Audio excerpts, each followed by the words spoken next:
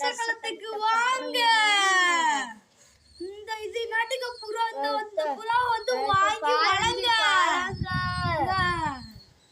இதாங்க லவர்ஸ்க்குலாம் பிடிக்கும். ஏங்க அப்படியே கொஞ்சம் கீழே பாருங்க. இதை தாங்க வளங்க.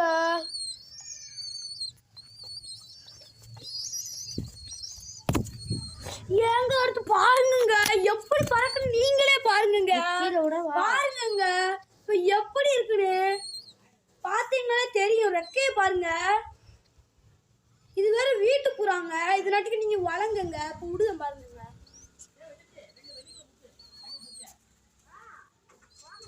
முகத்துல ஃபேன் விட்டு வேறு செஞ்சுறேன்.